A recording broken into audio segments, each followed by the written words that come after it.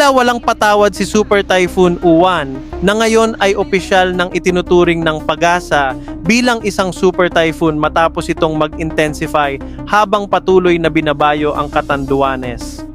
Ayon sa Pag-asa, life-threatening conditions na ang nararanasan sa isla kasama ang malalakas na hangin, walang tigil na ulan at storm surge na umabot na sa mahigit 3 metro ang taas ng alon.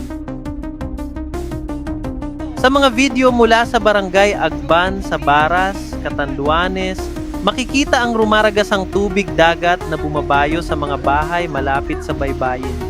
Mga residente, nagmamadaling lumikas habang ang ibang bahay ay halos matangay ng alon.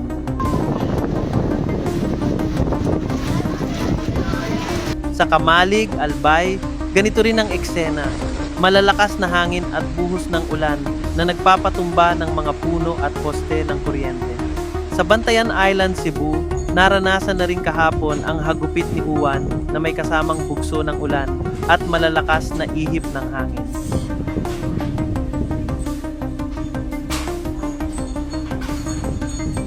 Ayon sa Pag-asa, Signal number 5 na ang nakataas sa ilang bahagi ng Catanduanes at Bicol Region kung saan posible ang extreme impacts mula sa typhoon force winds. Signal number 4 and 3 naman sa mga karatig lalawigan kung saan makakaranas ng severe to storm force winds.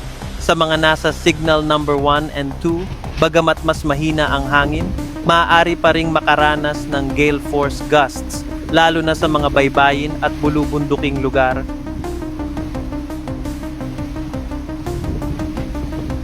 Ayon sa ahensya, gusty conditions din ang aasahan sa Palawan, Visayas at Mindanao ngayong araw, habang bukas at sa Martes, halos buong Luzon at Visayas na ang tatamaan ng hanging dala ni Uwan. Isang gale warning din ang inilabas para sa halos lahat ng seaboards ng Luzon, Visayas at Mindanao. Ang mga alon ay maaaring umabot sa 14 na metro, partikular sa mga karagatan ng Catanduanes, Camarines Sur, Aurora at Isabela.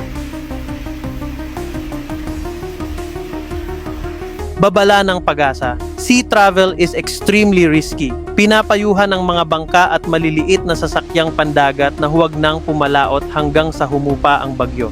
Samantala, storm surge na may taas na lampas 3 metro ang banta sa mga baybayin ng Cagayan, Isabela, Ilocos, Aurora, Pangasinan, Metro Manila, Quezon, Bicol Region at Eastern Visayas. Sa ilang lugar, posibleng umabot pa sa 4 na metro ang mga alon, sapat para tangayin ang mga bahay sa tabing dagat.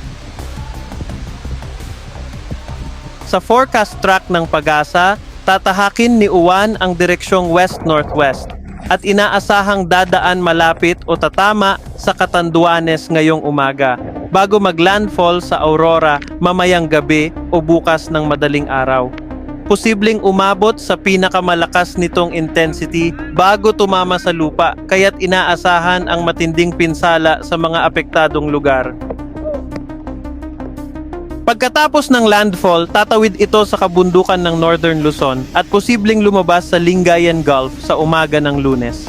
Sa Martes, lalabas ito sa Philippine Area of Responsibility, PAR, bago muling pumasok sa may Taiwan at tuluyang umalis ng bansa pagsapit ng Biyernes, Nobyembre 14. Habang patuloy ang pag-ikot ng mata ng Super Typhoon Uwan, malinaw ang mensahe ng Pag-asa, buhay ang nakataya. Ang mga residente sa mga coastal at mababang lugar ay pinaaalalahanang lumikas agad. Huwag hintayin ang ulan o hangin bago kumilos.